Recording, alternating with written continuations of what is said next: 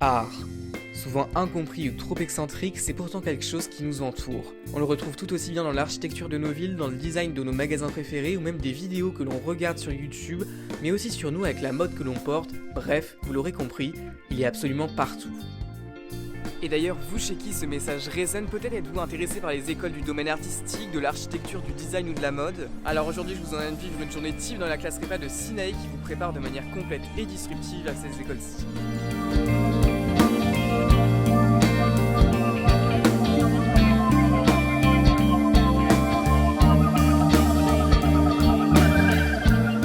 C'est dans ce beau quartier que l'on arrive pour commencer la journée au campus Academia, partenaire de Sinaï.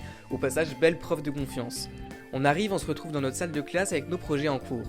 Ce qui est génial, c'est qu'en travaillant souvent sur des projets longs ou des exercices pratiques, on bénéficie toujours de l'aide de nos profs qui sont eux-mêmes des professionnels du milieu. Tout le monde est à fond dans ces projets avec un accompagnement ultra personnalisé. Chaque étudiant avance à son propre rythme sur des sujets qui l'intéressent vraiment. L'accent est mis sur l'autonomie mais aussi sur l'expérimentation. Parfois on sort complètement de notre zone de confort et c'est là que la magie opère. Cependant il faut bien aussi apprendre les fondamentaux et ça nous occupe toujours un petit moment. Parmi les différentes choses que l'on apprend à faire tout au long de l'année, ces deux-là vont nous intéresser ce matin, la perspective et la valeur des couleurs. Pour la perspective, Edwige, fondatrice de Sinaï, nous explique ce qu'est la ligne d'horizon, les points de fuite et comment les exploiter. Après la théorie, la pratique. En commençant par de simples cubes, on réussit finalement à redessiner toute la pièce ou même d'autres objets plus compliqués, comme quoi c'est en pratiquant qu'on s'améliore. La valeur des couleurs, elle, désigne l'intensité d'une couleur, laquelle est définie par son degré de saturation. Et cette notion, bien que simple sur le papier, est plutôt complexe à comprendre. On a donc fait plusieurs exercices en la travaillant, toujours évidemment dans une bonne ambiance.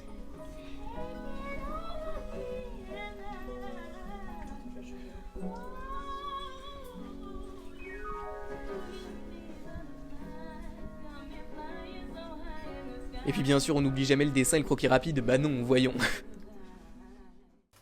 Ces nombreux apprentissages nous permettent maintenant d'entamer la phase de création. Je pense que c'est la préférée de beaucoup d'élèves, mais c'est pourtant pas la plus simple, loin de là. En effet, qu'il s'agisse de nouveaux projets, de projets en cours ou même d'anciens projets qu'on veut retravailler, le plus important c'est que chaque élève travaille sur quelque chose qu'il apprécie, tout en étant en accord avec son projet d'études. Par exemple, à l'issue de l'une des expositions que l'on est amené à visiter au cours de l'année, le sujet de création qui en découle peut tout aussi bien être adapté à une vision architecturale qu'à une vision mode.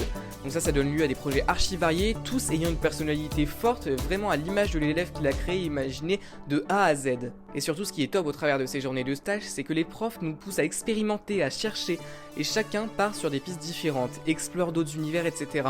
Et ça nous rappelle que créer, ce n'est pas seulement le résultat final, ça passe par toute la démarche qu'il y a derrière et que l'on pratique ici. Tout projet d'art passe par une phase d'expérimentation, de recherche et de bonne culture artistique.